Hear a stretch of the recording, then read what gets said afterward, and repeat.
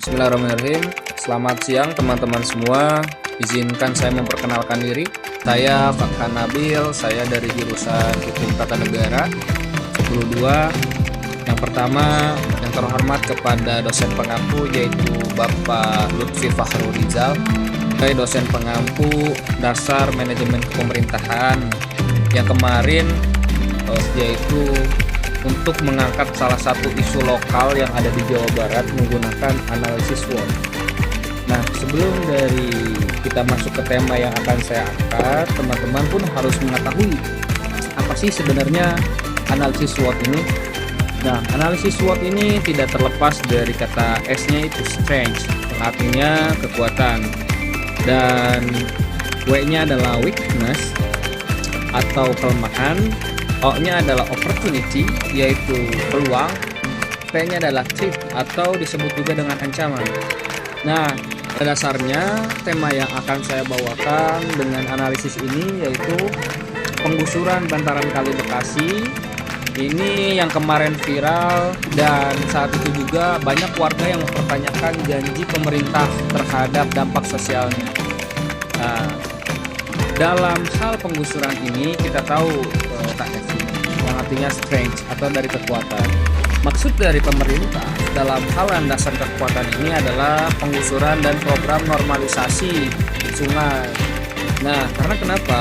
Karena pada saat ini kita tahu bahwasanya banyak sekali warga-warga yang memang menempati tanah pemerintahan, tanah yang memang bukan yang seharusnya milik menjadi mereka, dan mereka itu memaksakan untuk meninggali tempat tersebut, yang sehingga memberikan dampak kepada masyarakat itu salah satunya adalah banjir, terus juga adanya tidak ketertiban mengenai jalan gitu kan, atau adanya perumahan kumuh gitu.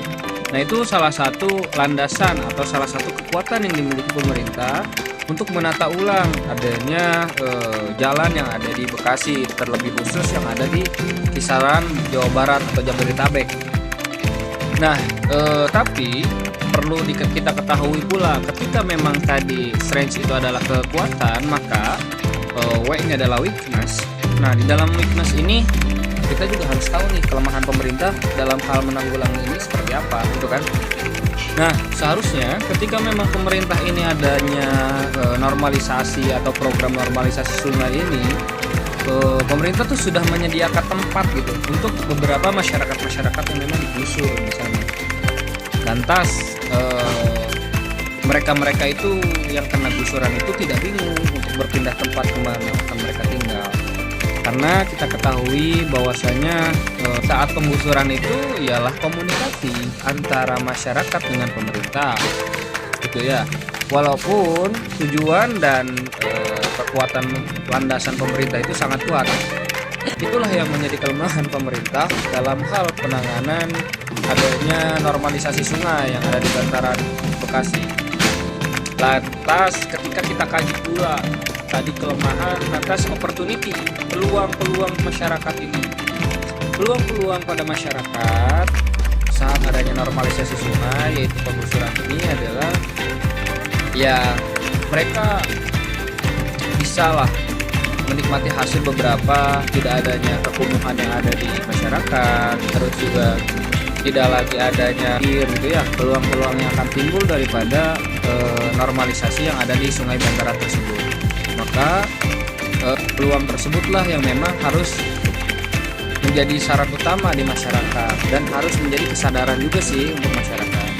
Nah, kita tahu bahwasanya trik ini tuh menjadi salah satu peluang pula kepada pemerintah, yang dimana peluangnya seharusnya bisa memberikan fasilitas yang lebih kepada masyarakat, terutama di bidang penertiban jalan gitu ya. Jadi jalan itu lebih luas, terus juga mengenai tidak ada lagi desa-desa yang kumuh, itu yang memang dimiliki oleh pemerintahan. Dan dana pengalokasiannya pun gitu kan, ketika memang melihat peluang tersebut, sebetulnya tadi ya kita tahu bahwasanya gubernur kita Deddy Mulyadi ini memberikan salah satu peluang, di mana peluang tersebut tuh sebetulnya tadi pemerintah ini sudah memberikan saran, kita sudah memberikan ya salah satu pengganti lah daripada penggusuran hal tersebut. Nah, selanjutnya tentu salah satu ancaman gitu ya. Mungkin salah satu ancamannya ya tadi kita tahu bahwasanya negara kita ini di dalam undang-undang dasar bahwasanya sifat negara itu sebetulnya memaksa, teman-teman. Jadi ketika memang kita melawan daripada institusi atau pemerintahan yang memang sudah diatur jelas dalam undang-undang gitu ya, itu kita tidak bisa, apalagi melainkan hal tersebut adalah tanah negara.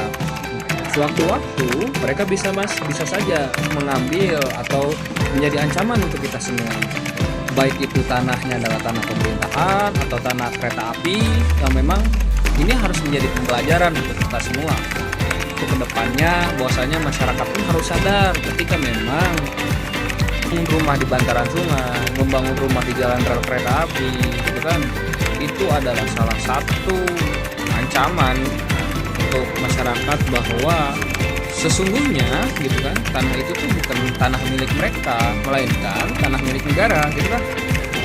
Nah, di sini pula saya akan memberikan salah satu ancaman juga untuk pemerintah, yang dimana tanggapan daripada masyarakat adanya ketidakpercayaan mungkin ya kepada pemerintahan, yang dimana artinya masyarakat ini sudah mulai muak.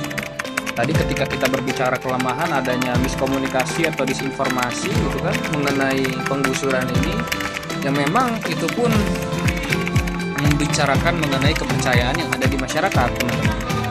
Nah, mungkin dari sini kita bisa menganalisis bahwa bukan hanya terkait SDM yang dimiliki oleh masyarakat yang masih rendah, akan tetapi masyarakat pun pemerintah pun belum sepenuhnya lah memenuhi kebutuhan yang ada untuk masyarakat tersebut. Contohnya ketika ada penggusuran ya ada penggantian mengenai pembangunan ketika rumah itu digusur gitu ya.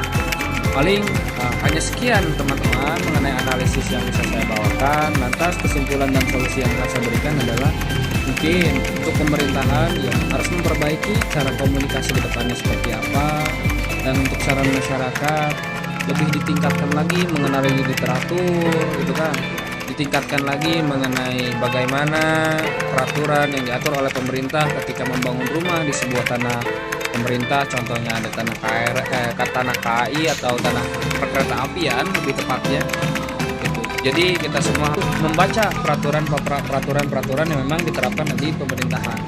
Baik teman-teman, paling sekian. Assalamualaikum warahmatullahi wabarakatuh. Terima kasih.